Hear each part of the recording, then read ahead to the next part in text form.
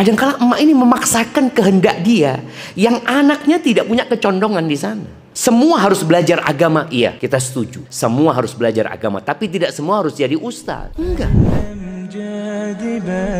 Anak itu tidak akan pinter, tidak akan jadi ahli ibadah dengan ibu yang cantik. Karena ibunya cantik, ya Allah aku bersyukur kepada Allah, jadi aku rajin ibadah, enggak. Tapi dengan ibu yang soleha, anak itu akan ya jadi anak yang soleh insya Allah. Maka orang tua harus memberikan support ya kepada anak-anaknya. Yang pertama harus dilakukan oleh orang tua, memotivasi dan memberikan dukungan emosional buat anak. Jangan kerjanya marah-marah aja sama anak. Kesian itu anak. Tadi yang sampaikan, anak itu juga capek. Anak itu punya keterbatasan. Jangan dipaksa anak itu untuk jadi orang lain. Jangan. Semua anak itu punya kelebihan. Nggak sama kelebihan. Kadang-kala orang tua maksakan diri ke anak itu apa yang dia nggak mampu. Maka berikan, tadi yang sampaikan, pujian kepada anak itu atas apa yang dia lakukan. Oke, dia memang nggak bisa seperti Fulan. Jangan pernah datang ke nama Fulan di rumah. Tapi bagaimana engkau memberikan motivasi kepada anakmu bahwa engkau bisa nak, engkau bisa. Engkau kuat loh nak, engkau pinter kok nak. Engkau alhamdulillah nak. Kalau bicara tahfidz Quran ya, ada anak itu yang 3 kali baca hafal. Ada anak yang 40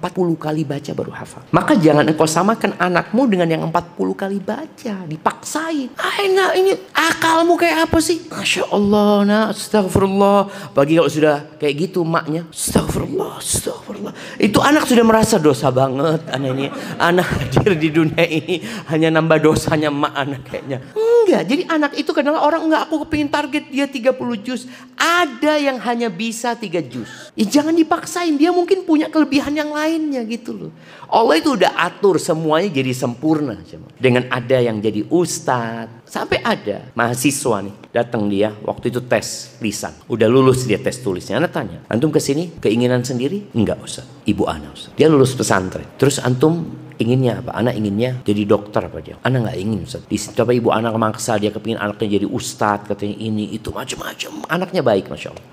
Anak ngomong, anak boleh telepon ibu antum? Boleh Ustaz. Anak ngomong sama emaknya. Akhirnya pulang deh. Kadang-kala emak ini memaksakan kehendak dia yang anaknya tidak punya kecondongan di sana. Semua harus belajar agama, iya kita setuju. Semua harus belajar agama, tapi tidak semua harus jadi ustaz. Enggak. Semua harus menghafal Al-Quran, iya. Tapi enggak harus semuanya menghafal semua Al-Quran. Artinya menghafal Al-Quran itu termasuk syarat sahnya sholat kita. Kita harus baca Fatihah. Jadi ada yang wajib kita hafal, ada yang sunnah kita hafal. Maka di sini orang tua memberikan motivasi. Dia lihat anaknya seperti apa. Ya, dia harus mendorong anaknya untuk menjadi hamba Allah. Ini target bersama.